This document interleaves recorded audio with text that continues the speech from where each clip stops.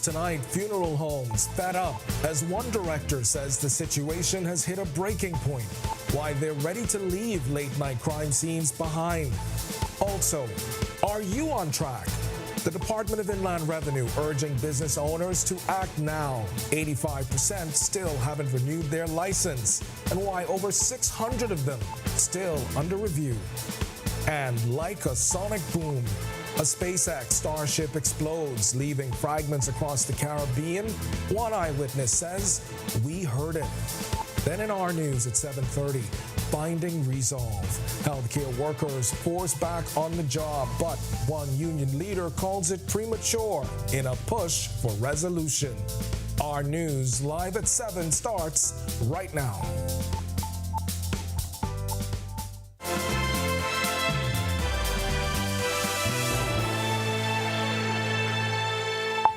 Welcome to our news live at 7. Thanks for joining us tonight. I'm Candino Knowles. Funeral home directors sounding the alarm tonight, threatening to stop showing up at late-night crime scenes. Why? Well, they're claiming they haven't been paid in months. One funeral home director says directors have made multiple attempts to get the matter resolved, but were unsuccessful. And now he says the issue has reached a boiling point, and they say they've not been paid since May 2024. It's sad because we have staff, employees. We have to replenish our items, such as body bags, gloves, stretcher sheets, and we also have gas for the vehicle. But more importantly, we have a life outside of this business. We have families that we have to provide for. So the pressing concern is the police pay office needs to do better. I keep a ledger with every call that we do here. The last call I got paid on I was on number 66. Right now, I am on number 101. Serenity Funeral Home and Crematorium founder and CEO Michael Hepburn says despite submitting bills the next day, payment wasn't received or isn't received until sometimes 3 months later. Hepburn says he's not alone, adding others are facing the same problem. He's since penned a letter to Deputy Commissioner of Police Kirkwood Andrews, but up to Friday morning, he said he got no response. Police Press Liaison Officer Chief Superintendent Sharia King acknowledged the issue, telling the Tribune this week the matter is being addressed. As for the possibility of backlash from speaking up, Hepburn said this. I'm not concerned because I'm speaking the truth. And at the end of the day, we don't need control room. They need us. And my source is God. That's why I'm still here, and that's why my business is operational today. So at the end of the day, God always told me that he's going to prepare a table before me in the presence of my enemies, and that's what he's doing. All right, if you're a business owner, question is, have you applied for your business license renewal? Well, odds are you haven't, based on new statistics from the Department of Inland Revenue. Businesses are expected to apply for their renewal on or before January 31st, and about 65,000 businesses are expected to have the need to renew. But Senior Tax and Operations Manager Dexter Fernando says they've only issued about 9,769 applications for renewals so far. So that leaves that 55,000, roughly 55,000 companies that need to renew their business license. And out of those cases that are pending, we only have about 618 cases that we have under review. Why are they under review? Because they have set some type of trigger in our system. What those triggers can be. Why are you submitting zero return? You need to give us justification of why there is this discrepancy, 15% discrepancy in your turnover. Well, from shooting stars to satellite parts, there were many guesses on what was blazing across the skies yesterday evening. But in reality, it was the aftermath of the latest SpaceX prototype Starship launch going awry. It left many questions. And what was the cause and what's next? Marlena Leonard unpacks those questions in just a moment. But first, we'll hear from a first-hand witness herself. I look in the sky, right? I check it out and I shoot it sky.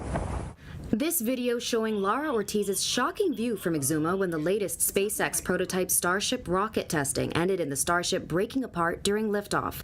But it didn't stop there. 6 minutes later, we heard it. I mean, it sounded like a sonic boom. It was just like a boom. The owner and operator of Ocean Adventure Cat Charters telling us they enjoy watching and recording the SpaceX launches, but this launch wasn't like the ones they've recorded in the past. We kind of went, what was that? And then someone confirmed that they thought that it had exploded over the radio, and we thought, I hope it wasn't manned. And then we realized, okay, no, this was a test launch, so that's good. So there was kind of like a moment of, oh gosh, it was a Starship. Could it have had people on it? But we realized it hasn't passed testing yet, so that was good. The explosion also impacting flights in Caribbean airspace. Air traffic controllers like this one updating pilots. Space vehicle mishap, a debris response area has been activated. Beginning south of Georgetown, Great Exuma, extending to the southeast, impacting Providenciales, Drenthurk areas, extending further beyond and ending at the San Juan and Piarco FIA boundary, just north of St. Martin. Stand by for individual instructions. According to the U.S. Federal Aviation Administration, that debris field causing diversions for several aircraft because of low fuel levels after being kept in holding patterns. In this post on X last night, Musk said preliminary indications pointed to a fuel leak as the root of the cause. And as of Friday afternoon, with reports of property damage in Turks and Caicos from the ship, the FAA has grounded the Starship rocket and ordered an investigation before the prototype can return to the skies. Reporting for Our News, I'm Marlena Leonard. All right, thanks for that, Marlena. A man who mugged a woman in a church parking lot has been jailed for 3 years and sentenced to 3 years of probation in a plea deal. Travis John Baptiste pleaded guilty to the armed robbery on February 3rd, 2024 at Bethel Baptist Church. On the day in question, a woman was going to church to attend a funeral. Prosecutors say Baptiste accosted her while wielding a knife and robbed her of a Samsung S23 and an iPhone 14. Baptiste said he was sorry for what he'd done and wished he could apologize to his victim personally.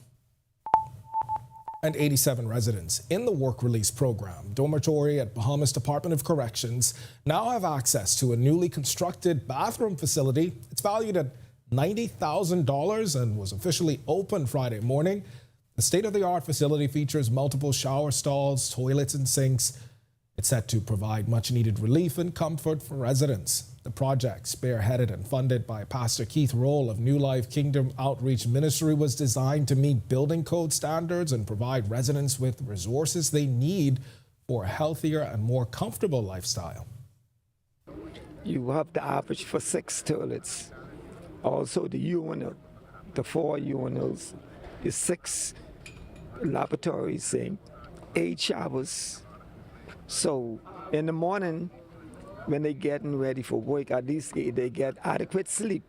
Because if you don't have that sufficient rest and sleep, you could lose your balance mentally and psychologically if you don't have enough rest. The work release housing facility accommodates inmates who are nearing the end of their sentences, helping them transition back into society, providing work opportunities and support. Veron Scavala, a BDOC's resident, was among the workers who assisted in bringing the project to life. I know the frustration because we always come to do a plumbing because there's low water supply. That was the main issue. Even though it is 2 showers, they will have to fill a bucket to take a shower in a bucket in a shower. So now that they have actually hot water, good temperature, a lot of showers and a lot of toilets and urinals, there should be no bickering or no. It's a better condition all around. All right, we've got much more to get to tonight, but for now, it's time for your first look at temperatures. Meteorologist Greg Thompson is standing by in the Weather Center. Greg, I'm looking at 68 for the feels like tonight, and we've got a team on a mission to Washington. Before I came in here, I looked at the temperature in D.C. on Monday. Single digits. I don't want to say. I mean, I like the cold, but boy. I don't want to say better than glad it ain't me, but yeah. It's going to be cold. Listen. 23 degrees is what they're forecasting for a high. And it feels like temperature is going to be in the single digits. So yeah. Was it 5? I think it's 5 or 7. It's like somewhere around there. But it's going to be real cold. So take those jackets. Yeah. Make sure you are well warmed up because it's going to be a real cold. As a matter of fact, 2/3 of the United States of America will be under that cold spell, so they're going to be having to deal with some really nasty weather there. So let's keep the guys in our prayers. But speaking of temperatures, we are comfortable 71 degrees outside right now on the mostly cloudy skies. East-southeast winds at 13 miles per hour. Feels like temperature is at 68. Temperatures around the islands right now, across northwest Bahamas, it's 68 as in Grand Bahama as well as in Abaco. And you guys have some light to moderate showers there. 70 in Alistown, Bimini, Great Harbor Key, over in Governor's Harbor. We pick up 71 in Nicholstown, Andros, and here in the capital. Central Bahamas, 73 in Kemps Bay, Arthurstown, Cat Island, 69 with some showers nearby there, 72 in Georgetown, Deadman's Key, Cookman Townsend, Salvador, 71, and into the southeast Bahamas, 76 Duncan Town, Ragged Island, Matthewtown, Inagua, 72 in Colonel Hill, Cricket Island, Delectable Bay, 73, Abrams Bay, 75, and our very good neighbors to the southeast who saw those shooting stars yesterday. 74 degrees is your current temperature. Taking a look at our satellite and radar composite, a lot of moisture moving across us. That disturbance in the Gulf of Mexico now tracking across South Florida and northern Bahamas, keeping us under a lot of clouds. So we're looking for those clouds to continue. Some light to moderate precipitation expected to the system as it continues to push towards the east. But we are anticipating another system. That one is taking shape across the southwestern Gulf of Mexico. That should get near by Saturday, and that's going to bring us also some showers in the forecast. That's your first look at weather. Stick with us. A look at your weekend forecast is still to come. Thanks, Greg. And when our news comes back from the break, finding Olympic glory. Our Swimming in Paradise series wraps tonight. Sasha Lightbourne ends on a high note with key insight from a Bahamian swimming legend. Plus, coming up in sports, Jalen Pinder is headed to the Texas Rangers, and I just realized that's the first time I use his real name in about 3 years.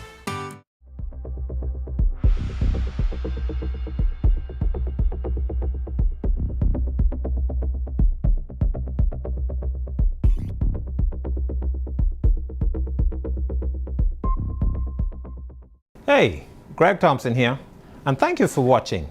Be sure to hit that follow button. And if you want to see more content like this, follow all of our news social media pages.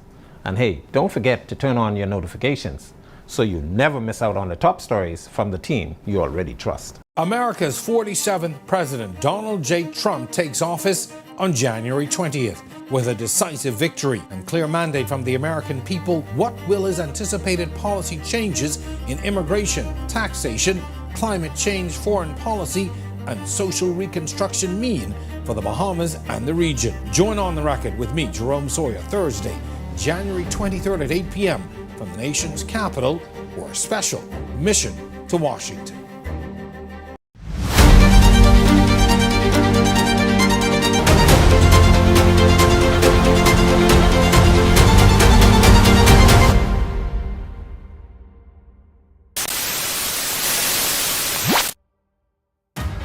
Unleash resilience. Secure the digital future. Navigate the evolving landscape of cyber threats. The future will be secured. Presenting the Alive Business Cybersecurity Conference. Securing the future. Navigating cyber challenges in business. Thursday, February 20th, 2025. Atlantis, Paradise Island. Register today. This is how we unleash resilience. This is how we create innovation. Together, let's secure the digital future.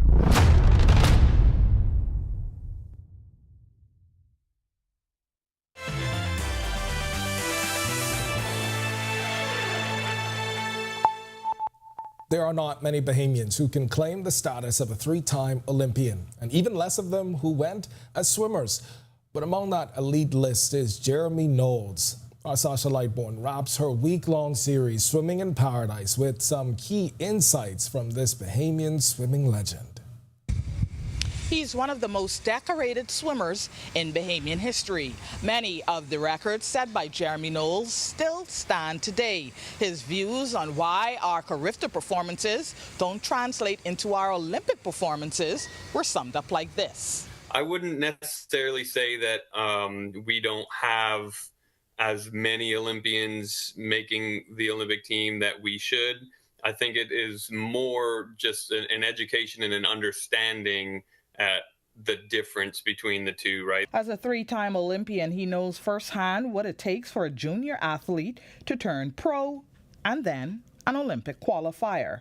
When you look at success at Carifta level, there's going to be a very few that you might say dominate at that level. So they're breaking records, they're winning every event, and then even at that point, there's a long journey of experiences that need to have done. 43-year-old Knowles admits a lot has changed since he competed, especially on the question of financing. I think there's still more opportunities now when you look at the college aspect of things with NIL, even at a non-profitable sport like swimming.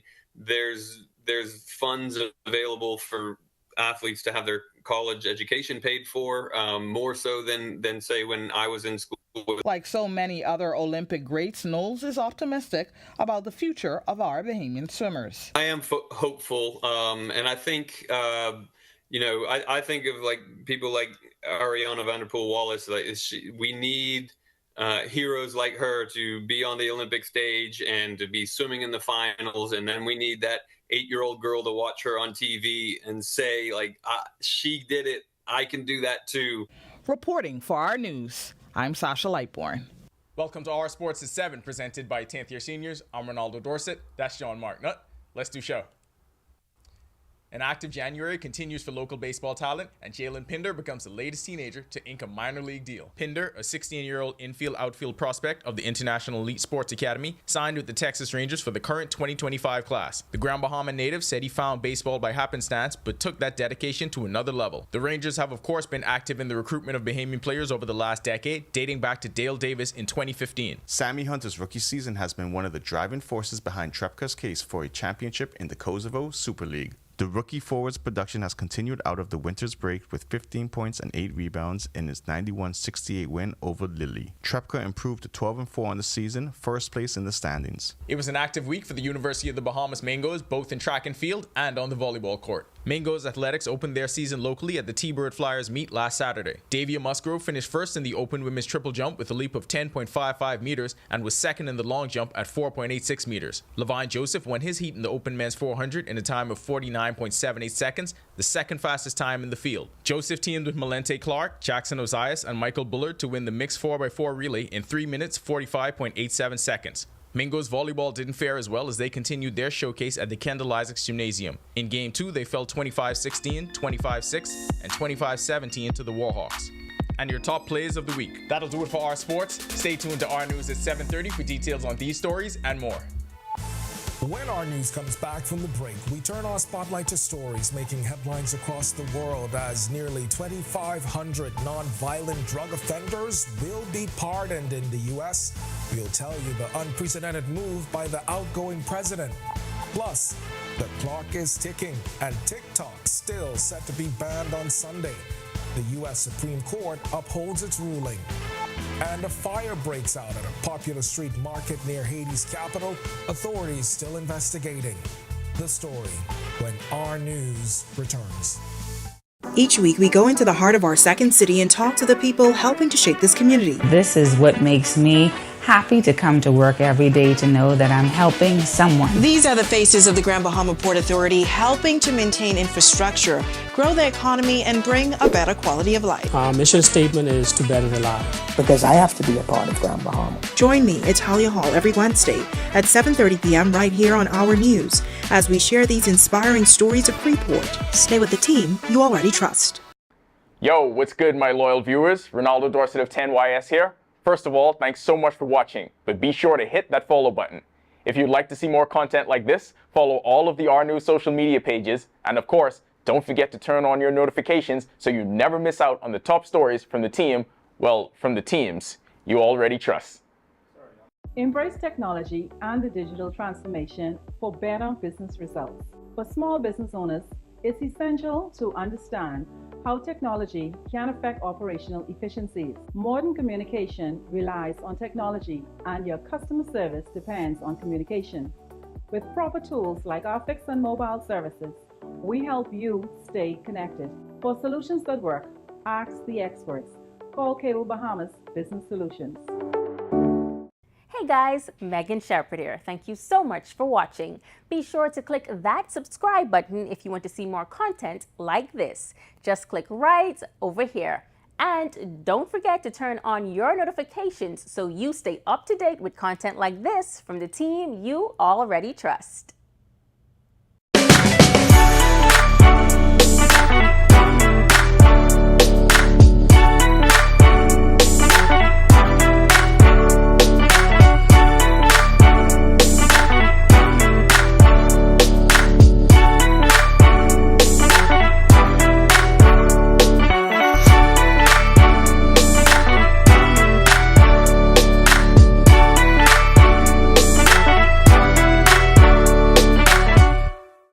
Joshua Williams here. Thanks for watching. Be sure to hit that follow button and to follow all of our social media pages. Also, don't forget to push that notification button so that you can see all of the great content from the team you already trust.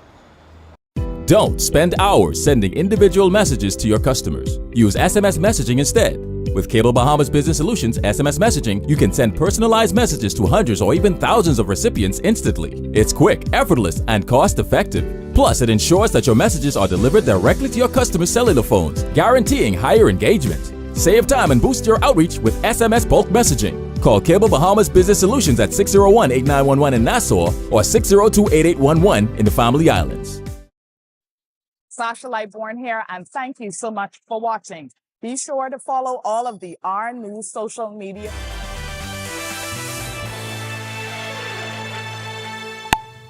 This is our news. Welcome back. We turn our attention now to stories making headlines across the world.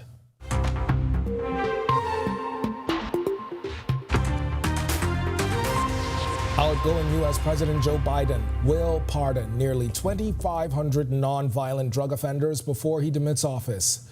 The president's announcement Friday commutes the sentences of people convicted and serving disproportionately long sentences. The president did not specify timelines or qualifying criteria. Biden said in a statement, the action is an important step towards righting historic wrongs, correcting sentencing disparities, and providing deserving individuals the opportunity to return to their families. TikTok will be banned on Sunday after the U.S. Supreme Court upheld a law on Friday ordering its Chinese parent company ByteDance to sell the social media platform to a U.S. company. The Biden administration on Friday said it would not enforce the potential ban in the immediate aftermath of the deadline. This means implementation of the law will be left to President-elect Donald Trump. In a post on Truth Social Friday, Trump said TikTok was on the agenda in a discussion with Chinese President Xi Jinping Friday morning. More than 170 million Americans use TikTok. The Princess of Wales has revealed she is in remission from cancer after an emotional visit to the Royal Marsden Hospital, where she received treatment.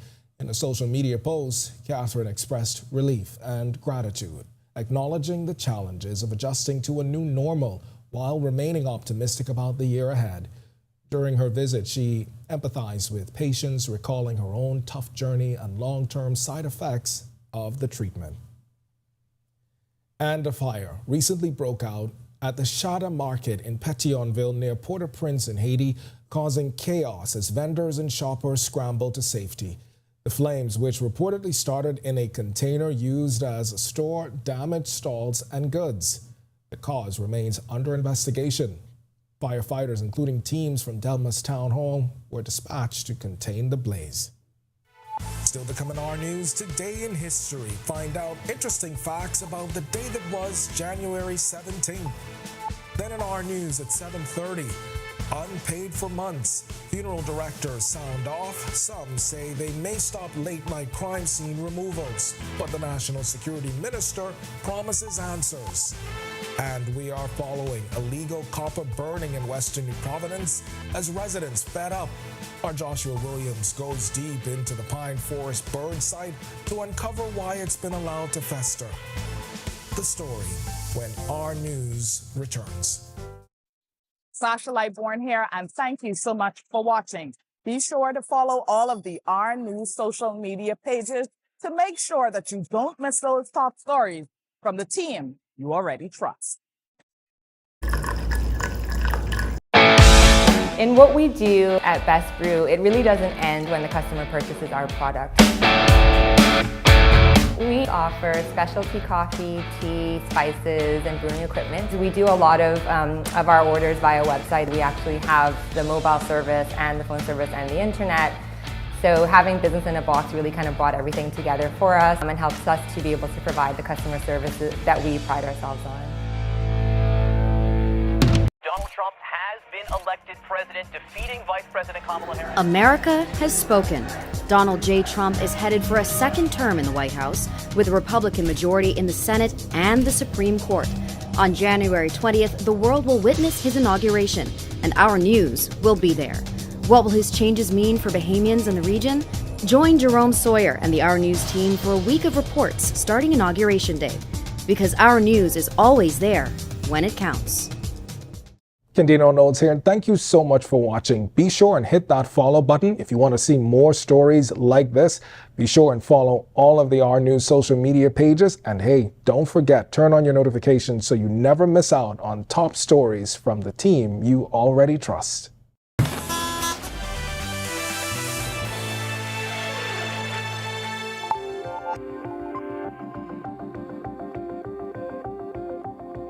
This day in Bahamian history, in 1883, singer, songwriter, musician, and businessman Charles Leonard Lofthouse was born in Nassau. Known as one of the pioneers of Gumbe music, he wrote songs including Bahama Mama, Mama Don't Want No Peas or Rice, Moonlight Nights in Nassau, and Gumbe Drum. These newspaper excerpts tell of his success. One article reads, "Now it's the Gumbe, and it may be goodbye Rumba. Hello Gumbe, blame the tourists." He and his brother co-founded the Lofthouse Agency and Record Company.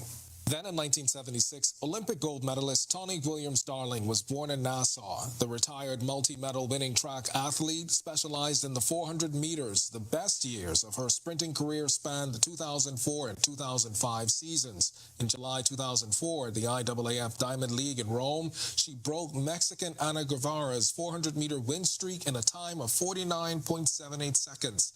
A month later, at the 2004 Summer Olympic Games in Athens, she won the 400 meters in a time of 49.41 seconds. For her gold medal accomplishments, the street, formerly known as Harold Road, was renamed Tony Williams Darling Highway in her honor. Then in 2018, tragedy struck the Andros community when an Aztec Piper aircraft carrying 6 people crashed shortly after takeoff from the San Andros airport. Among the victims, 49-year-old mother of 2 Margaret Adderley, Desiree Russell, and her young daughter Destiny Wilson, local store owner Carter Campbell, Valentino Knowles, and Captain Darren Clark. 2 days later, officials announced they had ended their search and rescue for those on board. An investigation by the Air Accident Investigation Department concluded that pilot error was the cause of the crash. Then, Member of Parliament for North Andros and Berry Islands, Carlton Bowleg, overwhelmed with grief. It's sad. It's a sad day for the whole constituency. You have an island that is very large, maybe the largest island in this country, but it's very close-knitted. And anytime you have tragedy, when it hits one family, it hits everyone. And right now, I can tell you, everyone is distraught on that island. All right, the Sunshine Boys is a name cemented in Bahamian history. A group of young black men who set out to gain financial freedom and in the process garner generational wealth.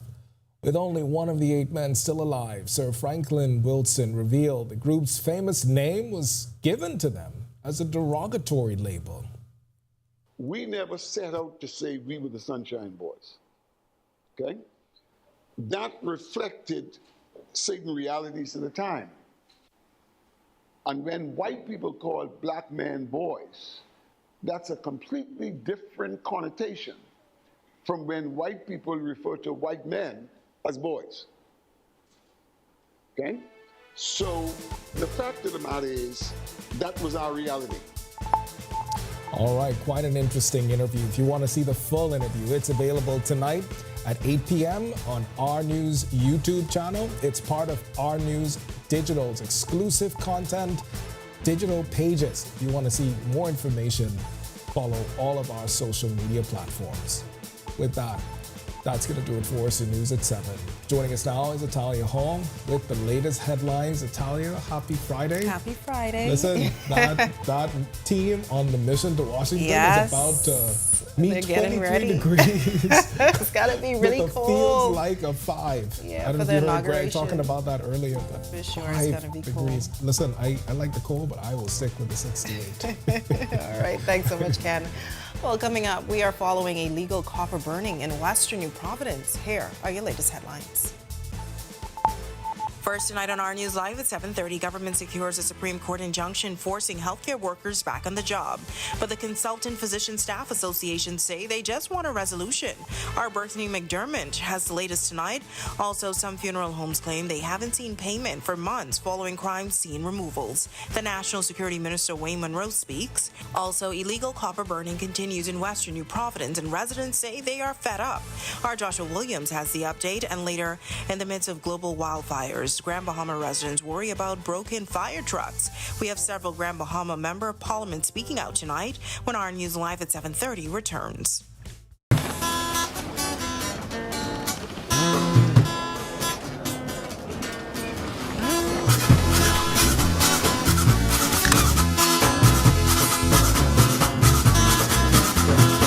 Once I had a gal, she called me pain.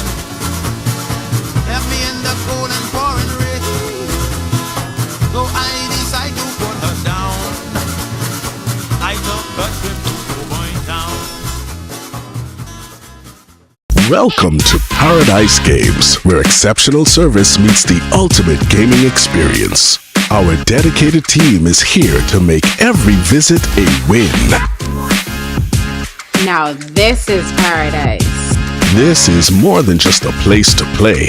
Now this is paradise. It's where excitement meets world-class service. Now this is paradise. Now this is paradise. Come, experience it for yourself. Now this is paradise.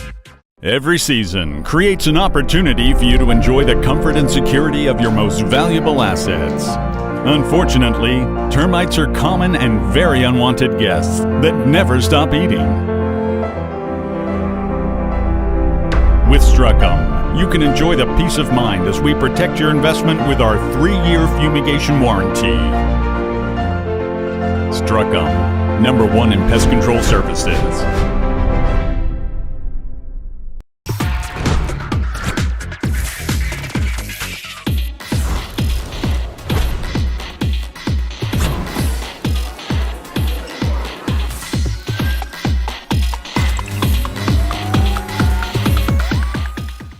I love my EV. I am Generation E. I am Generation E. I am Generation E. And I am Generation E.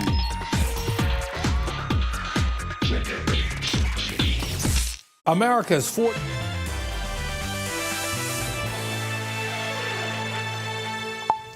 Welcome to our news. Thanks so much for joining us. I'm Italia Hall. Premature is how the Consultant Physician Staff Association is describing government's move to secure a Supreme Court injunction forcing healthcare workers back on the job this week after scores of doctors took part in a nationwide industrial action.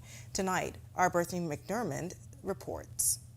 Days after the government secured a Supreme Court injunction forcing healthcare workers back to work, the Consultant Physician Staff Association says the move wasn't necessary. The government took action during the second day of rest for Trade Union Congress affiliate workers amid a list of outstanding issues. But the hardest hit was the public healthcare system that saw up to 90% of junior doctors call out. CPSA President Dr. Sherelle Lockhart tells us the plan was always to return to work on the third day. We exercised our constitutional right to call in for 2 days, and that is what was going to happen, and it would have ended when it was supposed to, and so I think the injunction was premature. Prime Minister Philip Davis said he was disappointed in the move by the doctors, referencing their oath to their patients. Lockhart says when the decision was made to call in, they ensured the hospital remained running. We did not abandon our patients. There were some people who were inconvenienced, but we did not abandon sick patients, and from what I am made to understand, there was nobody that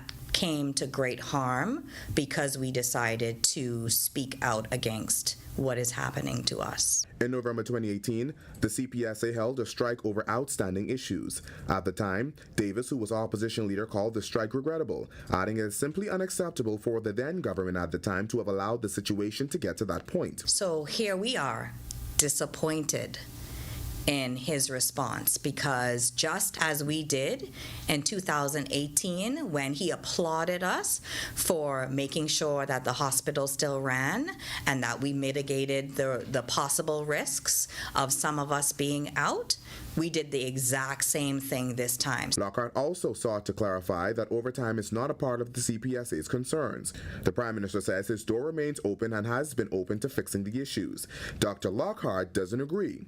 We were quite happy to get an invitation, but that was a bumpy road as well. Reporting for Our News, I'm Berthany McDermott.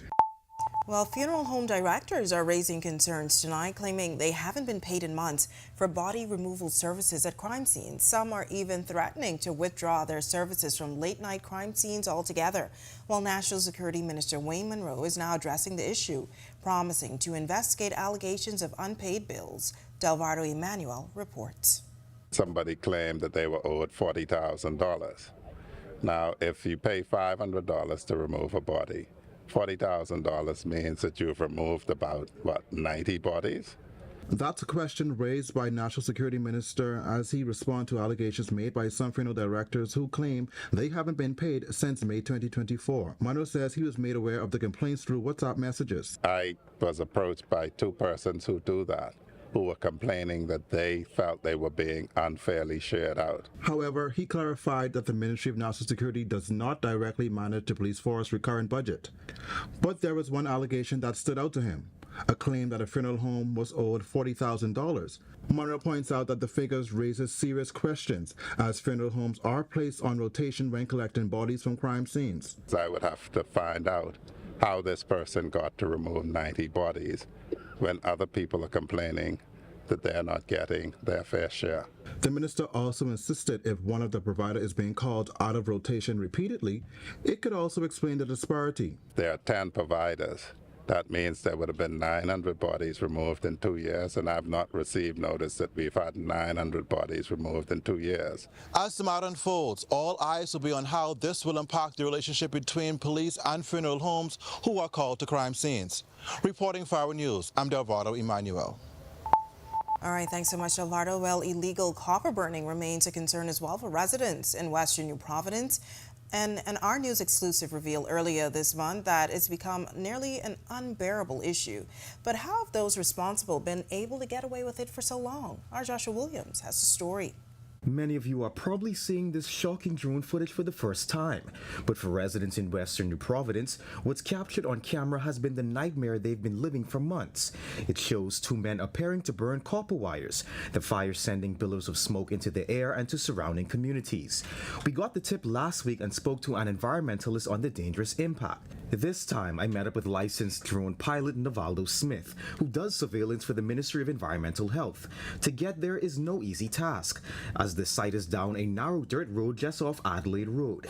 Here's what Smith captured using his drone when we visited the area this week. Shooting their firearms, you have persons who are burning coals, you have persons who are burning copper, and a lot of stolen vehicles are also in the back here as well. We then made our way to the site. Our only obstacle, piles of dirt placed by the government to block the road off from illegal burners. But the tactic has been less than successful. After a 5-minute walk, we came upon this site. The ground was covered with black ash, with scrap metal lying discarded just feet away from this old well. And so what they do is that they take the line and they burn the outer part of it, and they try to extract what's in it, and it's extremely profitable for them to sell this material. But Smith says the health of residents costs more than the price of copper. Ecology, you could go and dump your garbage, but please, man, let's try to keep the Bahamas clean and the wildlife. This is the air we breathe. If you could take a look, the entire Frank Watson is smoky. Reporting for Our News, I'm Joshua Williams. Thanks so much for that, Josh. Well, a woman was arraigned in Abaco's magistrate court on child sex crimes Friday. Police confirming it's in connection to a video that's been circulating on social media recently regarding a child being sexually abused. 20-year-old Jessica Bobo faced magistrate Ansela Evans for unlawful sexual intercourse with a minor and production of child pornography. She wasn't asked to plead and was remanded to the Department of Corrections until April 3rd. Well, as government moves to ease the financial burdens on Bahamian families, Prime Minister Philip Davis recently announced a VAT reduction on food items from 10% to 5%. The decision has been met with widespread praise, including from members of the business community in Grand Bahama, as they view it as a timely intervention as the cost of food continues to rise daily. Assistant Governor of Rotary International, Othniel Pinder, and Grand Bahama businessman Darren Cooper say the move brings much relief that's needed. I honestly believe that it's a good thing. We are definitely in a crisis as it relates to food prices. I see this as an avenue for the cost of food to come down. Any savings for residents throughout the island of the Bahamas is a great help. While we may want to see a complete reduction or removal of VAT on many items and removal of duty on many items, we understand and appreciate the fact that a country must run, and taxes assist in us being able to meet our commitments. While concerns are growing among Grand Bahama residents over the lack of fire trucks functioning on the island, some claim that none of the fire trucks stationed at the Sir Albert J. Miller Fire Station are functioning, leaving the island reliant on fire trucks from the Grand Bahama International Airport. When we reached out to the police press liaison officer in Grand Bahama about concerns over delayed responses to fire incidents, we were told the fire department had no comment. These concerns are heightened amid global incidents like wildfires in California, which have totally destroyed communities. While speaking with our news exclusively on Thursday, F&M leader and Marco City MP Michael Pintard shared that he understands one of the fire trucks is out of service due to a part. We got an estimate on what the amount was, somewhere in the vicinity of $20,000, but the funds were not available to make the purchase. And we were told at that time that if the item was purchased, it would still take about a month for it to arrive. Fast forward to the last few days, and even now smoke is still smoldering. We are concerned. We need urgent action to allay the fears and anxiety of residents, not only for fear that their properties could be damaged, but persons have medical conditions that are made worse by smoke.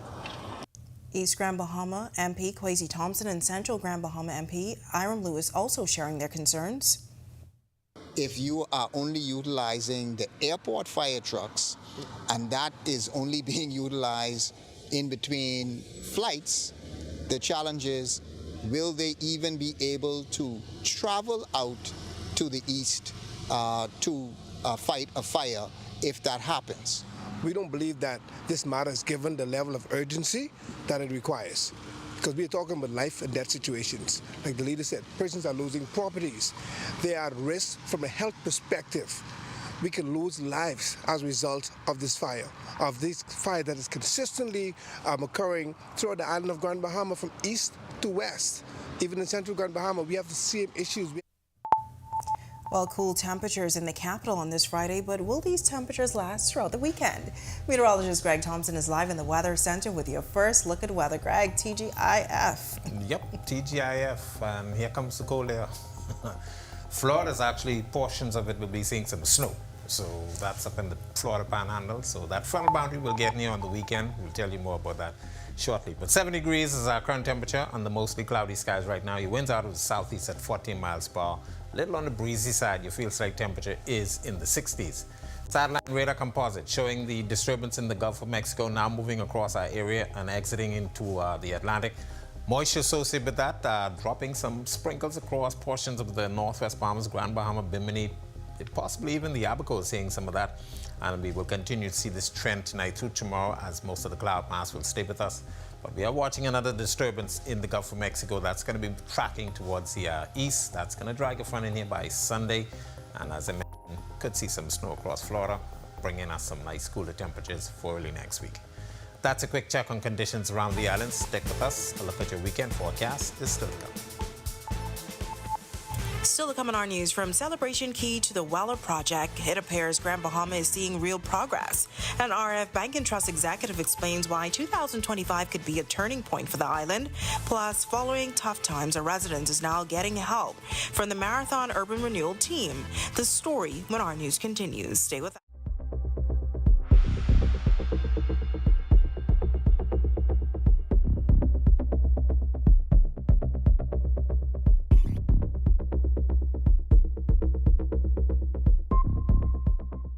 Hey, Greg Thompson here, and thank you for watching. Be sure to hit that follow button. And if you want to see more content like this, follow all of our news social media pages.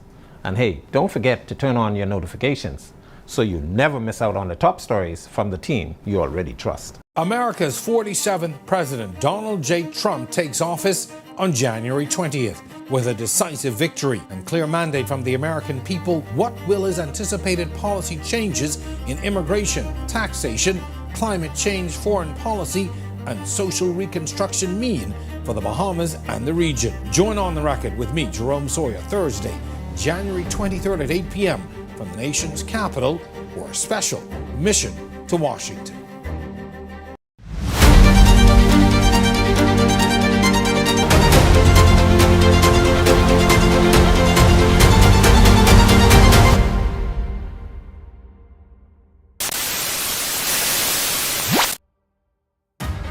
Unleash resilience. Secure the digital future. Navigate the evolving landscape of cyber threats. The future will be secured. Presenting the Alive Business Cybersecurity Conference. Securing the future. Navigating cyber challenges in business. Thursday, February 20th, 2025. Atlantis, Paradise Island. Register today. This is how we unleash resilience. This is how we create innovation. Together, let's secure the digital future.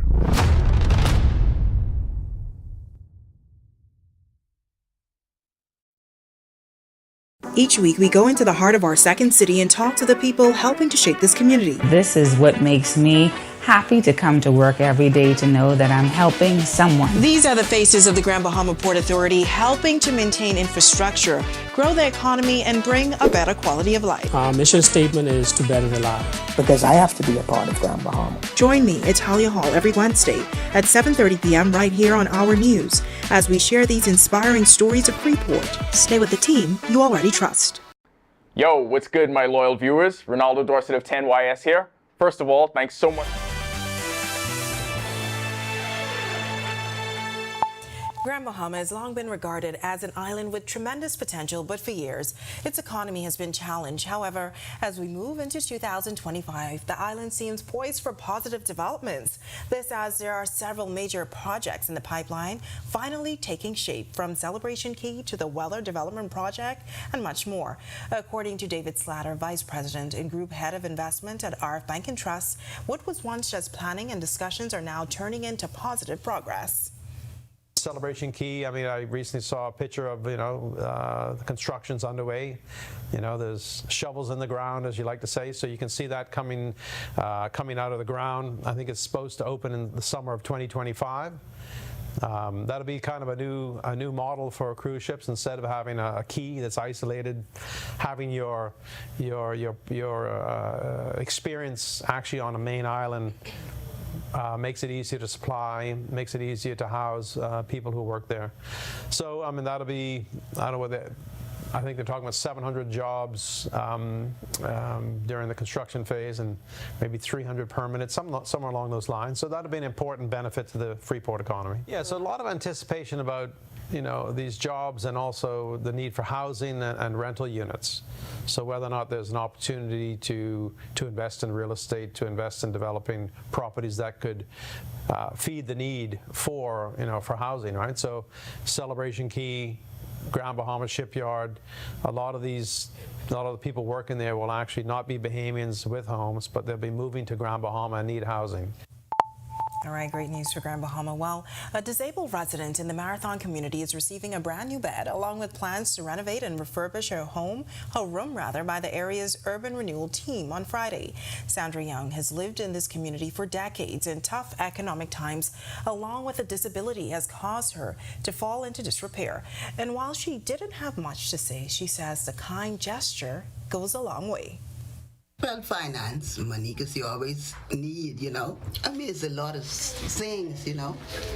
A lot of things need to be done. Yes, it hurts. Like if I straighten it like my hand, if I straighten it out, it hurts. In addition to the room, much work needs to be done outside. Volunteers were cutting overgrown bushes and trees and preparing to paint. There are also plans to repair the exterior and parts of the roof. For officer in charge of Urban Renewal's Marathon Division, Assistant Superintendent Shanique Ford says it's important for residents and lawmakers to take time out to touch lives. Go out in the community and make a difference. Go out in the community and be the reason someone is happy. Go out in the community and bless someone. That's in our weekly meeting. Both he and Mr. Pratt, they constantly instill that in us. Because today we are up, tomorrow we could be down. None of us know where it is. When our news comes back from the break, after decorating the South Beach Police Station for Christmas, the Roll sisters couldn't have done it without Bahama's Welding and Fire. Now they are returning the kindness. Coming up in sports, the Texas Rangers continue to mine the Bahamian market, Sammy Hunter's amazing rookie season in Kosovo, and of course, your top plays of the week. And cooler weather today, but will it continue throughout the weekend? Greg is back with your weather details when our news returns. Yo, what's good, my loyal viewers? Ronaldo Dorset of 10YS here. First of all, thanks so much for watching, but be sure to hit that follow button. If you'd like to see more content like this, follow all of the R News social media pages, and of course, don't forget to turn on your notifications so you never miss out on the top stories from the team, well, from the teams you already trust. Embrace technology and the digital transformation for better business results. For small business owners, it's essential to understand how technology can affect operational efficiencies. Modern communication relies on technology, and your customer service depends on communication. With proper tools like our fixed and mobile services, we help you stay connected. For solutions that work, ask the experts. Call Cable Bahamas Business Solutions. Hey guys, Megan Shepherd here. Thank you so much for watching. Be sure to click that subscribe button if you want to see more content like this. Just click right over here. And don't forget to turn on your notifications so you stay up to date with content. Welcome to R Sports, presented by 10th Year Seniors. I'm Ronaldo Dorset. That's John Martinut. Let's do show. An active January continues for local baseball talent, and Jalen Pinder becomes the latest teenager to ink a minor league deal. Pinder, a 16-year-old infield-outfield prospect of the International Elite Sports Academy, signed with the Texas Rangers for the current 2025 class. The Grand Bahama native said he found baseball by happenstance, but took that dedication to another level. So after Hurricane Matthew hit Grand Bahama, Coach Ron reached out to me, and he asked if I would like to come to my league. I was excited and I came. The Rangers have, of course, been active in the recruitment of Bahamian players over the last decade, dating back to Dale Davis in 2015. Since then, the organization has signed 8 players out of the Bahamas from various programs, including top overall prospect Sebastian Walcott, Rashawn Pinder, and earlier this week, Dave Neely. It's actually really hard. You have to put in a lot of dedication. You have to commit yourself to baseball. This is something that you have to commit yourself to doing. You have to love this if you want to be good. Sammy Hunter's rookie season has been one of the driving forces behind Trepka's case for a championship in the Kosovo Super League. The rookie forward's production has continued out of the winter's break with 15 points and 8 rebounds in his 91-68 win over Lille. Trepka improved to 12-4 on the season, first place in the standings. Through 16 games this season, Hunter is averaging 13.7 points and 4.2 rebounds per game. Trepka is one of the most successful clubs in Kosovo with 5 national titles and several appearances at the FIBA Euro Cup. It was an active week for the University of the Bahamas Mangoes, both in track and field and on the volleyball court. Mangoes Athletics opened their season locally at the T-Bird Flyers meet last Saturday. Davia Musgrove finished first in the open women's triple jump with a leap of 10.55 meters and was second in the long jump at 4.86 meters. Levine Joseph won his heat in the open men's 400 in a time of 49.78 seconds, the second fastest time in the field. Joseph teamed with Malente Clark, Jackson Jackson Ozias and Michael Bullard to win the mixed 4x4 relay in 3 minutes 45.87 seconds. Bullard also won her heat in the Open Women's 400 in 1 minute 1.35 seconds and placed third overall. In the Open 100, George Minnis was third in 11.55 seconds, while Ozias was third in the 800 in a personal best 2 minutes 2.59 seconds. Clark also finished second in the Open 200 in 26.29 seconds, and Rashad Evans was third in the Open Javelin after posting a personal best 41.6 meters. Mingo's volleyball didn't fare as well as they continued their showcase at the Kendall Isaacs Gymnasium. In Game 2, they fell 25-16, 25-6, and 25-17 to the Warhawks. The showcase continues January 22nd against the Midnight Aces. We're already into our third Friday of 2025, which seems insane, but we help you keep it together tonight with top plays. We get started at 5 in the French Pro B League. Dominic Bridgewater with the hezzy, the step back, and does what he does. At number 4, Sammy Hunter showing off his sneaky athleticism with the alley-oop. Coming in at number 3, I feel like we see this every week on top plays. DeAndre Ayton finishes the alley-oop. At number 2, Kai Jones does what Kai Jones does. Catch the lob, throws it down with authority. And at number 1, in Spain's FEB Segunda, career night for Franco Miller, 6 threes and a career high 31 points. That'll do it for our sports. This is 10YS. Is there anything out there getting kids paid as quickly as baseball is right now? A little thing called NIL. That among other things. Back to the studio. Still ahead on our news tonight, after decorating the South Beach Police Station for Christmas, the Roll Sisters couldn't have done it without the Bahamas Welding and Fire. Now they're returning the act of kindness. And cool temperatures in the capital on this Friday. Find out if the dip in temperatures will last with Greg in the extended forecast. Stay with us. Joshua Williams here. Thanks for watching.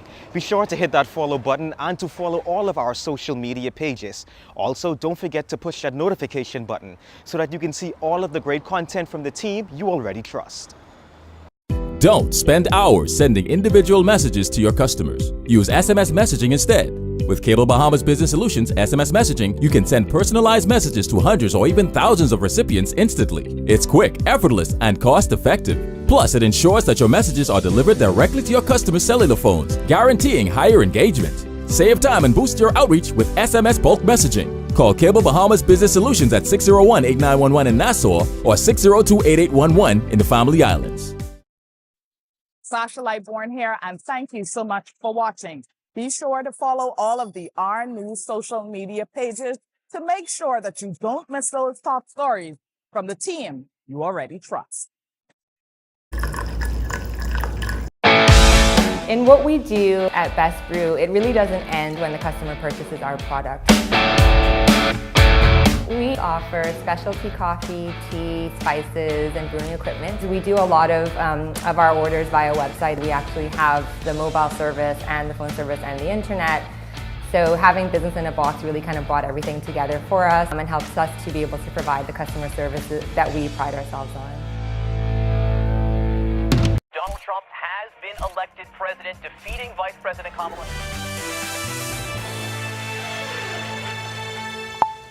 This is our news. Welcome back. What a way to end the week. We're now starting to feel that cooler temperature out there. Disturbance in the Gulf of Mexico now exiting the area, but it's dragging quite a bit of moisture across the area. So we're looking at some scattered showers across the northwest Bahamas. Some of those could be a little on the heavy side, moderate to heavy side.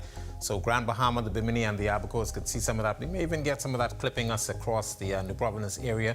But there's another storm system taking shape across portions of the southeast United States. That's going to be dragging up front, and we expect a big push of Arctic air across that, behind that front actually. So we're looking at some possible snow across portions of the Florida Panhandle.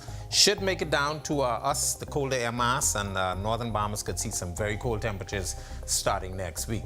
Satellite, actually future forecast showing the moisture associated with that disturbance moving out of our area. That will continue to track towards the northeast and away from us.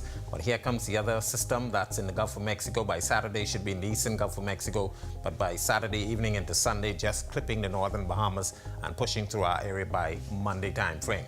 Boating forecast for the northwest Bahamas tonight to tomorrow.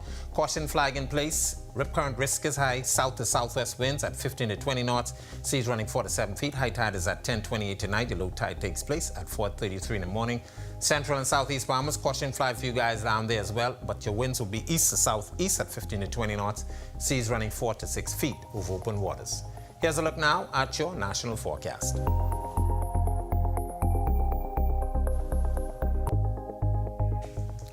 In the extended forecast, should be a pretty nice end to the weekend, but that front boundary once again getting here on Sunday, Monday time frame. That will bring us some showers on Monday. Temperatures will take a bit of a dip into the beginning of next week, and then another front is expected by the middle of next week, and that should bring us more showers by Wednesday, Thursday time frame. That's a look at our weather. Make it a safe night and have a great and pleasant weekend, everybody.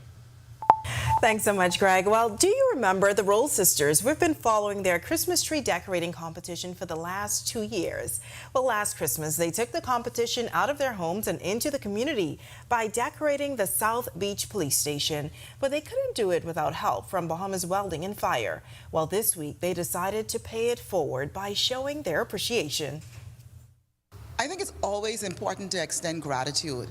And that is one of the ways that we would like to do it to Bahamas Welding and Fire, to give them a plaque to say thank you. We appreciate what exactly it is that you did. You didn't have to do it. You gave us the okay. You even gave us everything that we asked for. And for that, we are eternally grateful. It's partnerships like this that makes the Bahamas great. Bahamas and Welding Fire's General Manager Michael Cunningham accepted the plaque, saying he hopes to work with the family again in the future. The Roll Sisters have patronized our stores over the years, and for them to ask us to participate in such a noble gesture, right, and now coming back to say thank you for doing so. There are not many persons and companies that we have assisted during the Christmas that we get this kind of warm reception and gratitude, and we're certainly appreciative, and we look forward to doing something similar to this next year with the Roll Sisters. All right, such a great story, of course. To see that again is available now at ournews.bs. And with that, we thank you for joining us for our news tonight. On behalf of the entire team, I'm Natalia Hall. We'll see you tomorrow night. Have a great evening. Hi, and thank you for watching. I'm Natalia Hall. Be sure and hit that like and subscribe button if you want to see more content like this. Click right over here.